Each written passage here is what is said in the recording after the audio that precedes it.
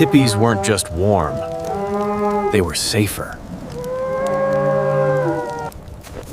Predators tested the edge of the village, but rarely crossed the light. In winter, wolves, cougars, and bears moved more boldly, driven by hunger. Cats could slip through snow like shadows, almost without sound.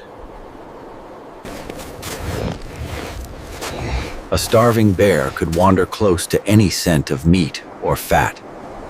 The Lakota chose open ground for their tipis, where nothing could sneak up from behind. At the heart of each lodge burned a steady, living defense: fire. Flames warmed bodies, but also warned predators, where people were awake together.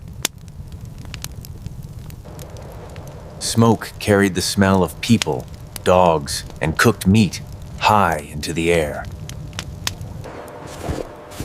Many animals turned away from the thick, complicated smells of a human fire circle. Elders reminded the young ones that flames and smoke were more than comfort. They were warning signs to the wild. He marked the line where human light ended and animal darkness began. From the snow, tipis looked like steady lanterns instead of lonely, dark shapes. One human alone was prey. Many humans together made a strange, unpredictable animal. By gathering lodges close, they made one large, bright shape rather than many small, vulnerable ones. Doorways faced into the heart of the village, where eyes and ears were strongest. Light poured from each door into the shared center, not into dark brush. The village turned its open mouths toward each other and its strong backs toward the wild. Any movement in the center could be seen from many openings at once.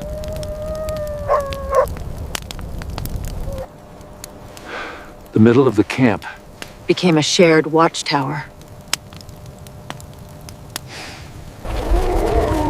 Predators looked for weak fringes, not for rings of light linked together. Women tended the fires to keep both warmth and visibility at the doorway.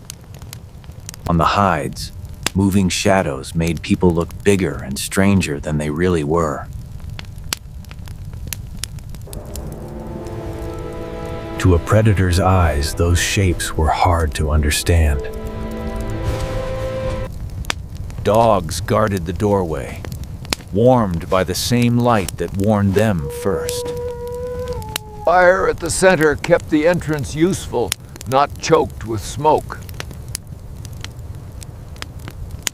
Smoke escaped upward, leaving the mouth of the lodge ready for watchful eyes.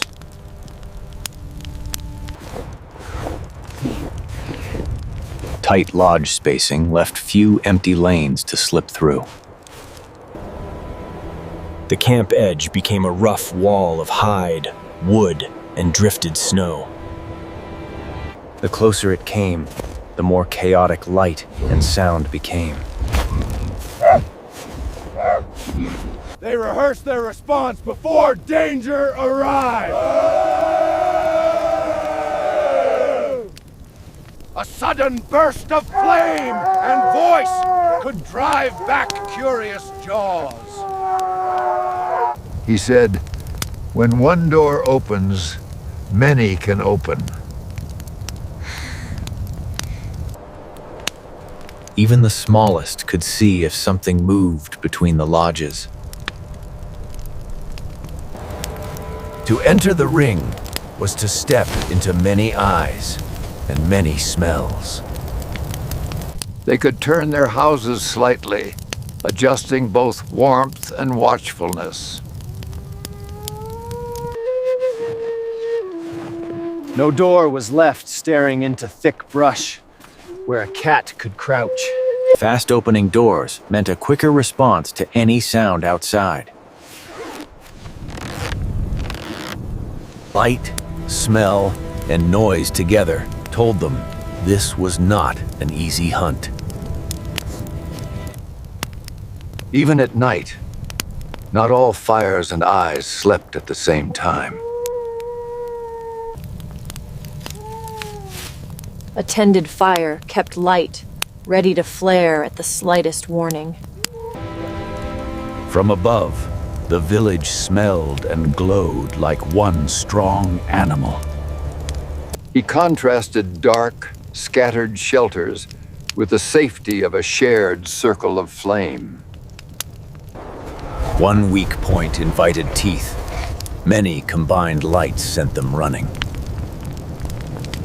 Food and animals were pulled inside the Tipi wall, not left hanging at the edge. To reach those smells, a wolf would have to cross a storm of noise and flame. They taught camp layout like a kind of winter geometry. Snow packed tight made the hide walls stronger against both wind and curious paws. Tight lower edges denied predators the easy entry points they sought. Every design choice, where to stand, where to face, where to burn, worked together. He said plainly, without this, wolves and cats would take more of us in the cold moons. Noise itself became part of the shield.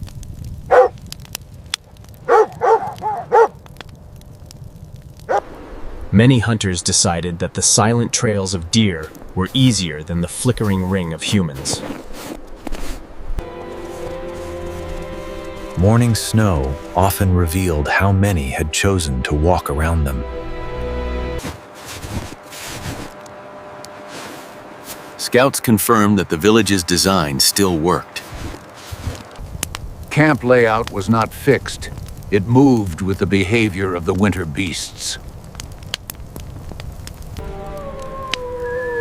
They could tighten their wall of hide whenever nights felt more dangerous. The stronger the ring, the weaker each predator's courage became. Many mornings, safety felt ordinary, proof that the design was working. He said, wherever we pitch our lodges, we bring this wisdom with us.